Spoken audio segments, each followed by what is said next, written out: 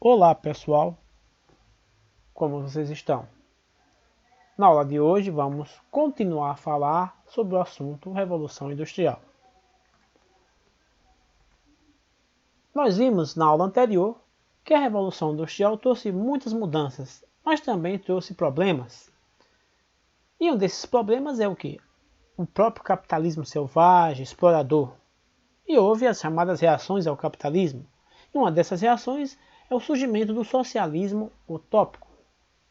A primeira doutrina foi o socialismo utópico, representada por Robert Wall, Saint-Simon e Charles Fourier, pensadores que defendiam uma sociedade mais justa, na qual haveria acordos entre capitalistas e trabalhadores.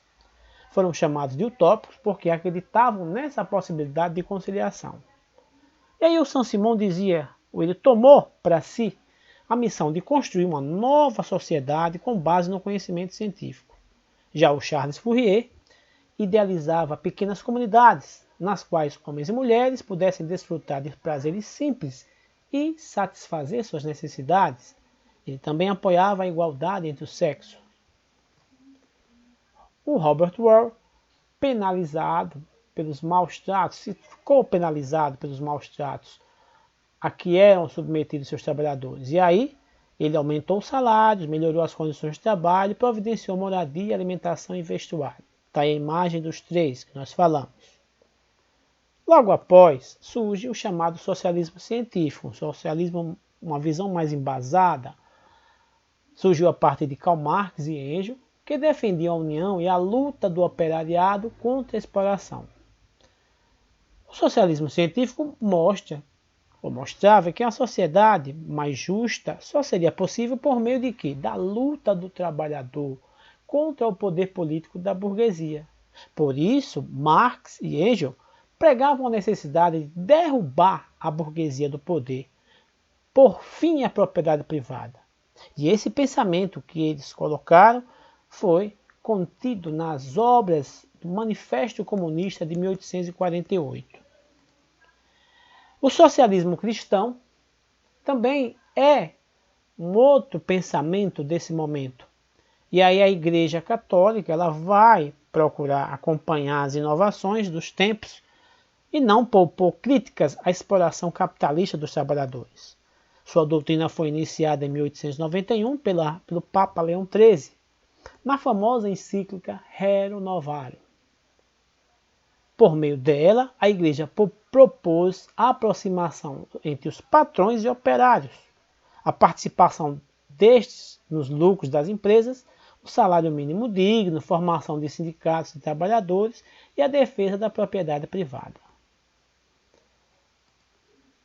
Uma outra visão contrária ao capitalismo é o anarquismo. O anarquismo era uma ideologia extremamente radical, muito radical, que defendia a revolução armada, a derrubada imediata e a supressão do Estado. Os anarquistas acreditavam que o homem era capaz de viver em paz mas sem a instituição do Estado.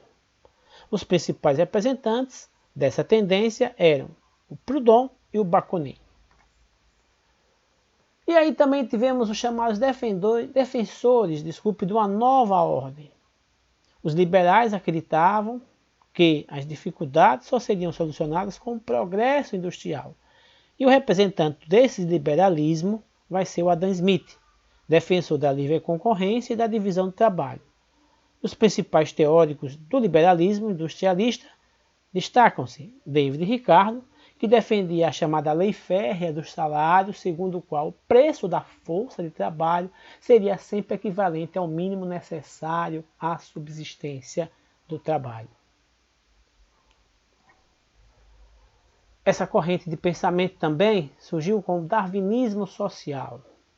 O darwinismo social é assim conhecido por aplicar os princípios da teoria da evolução das espécies, de Charles Darwin, na compreensão da organização social. Segundo essa doutrina, a concorrência entre os indivíduos promoveria a seleção dos mais fortes e, consequentemente, a evolução da sociedade. Ele faz uma analogia entre a evolução das espécies e, no caso, a chamada evolução da sociedade. Thomas Malthus. diz que o crescimento da população superaria, no caso, a população superaria o da produção de alimentos, e aí ele propôs limitar a assistência aos trabalhadores para conter o aumento dessa população.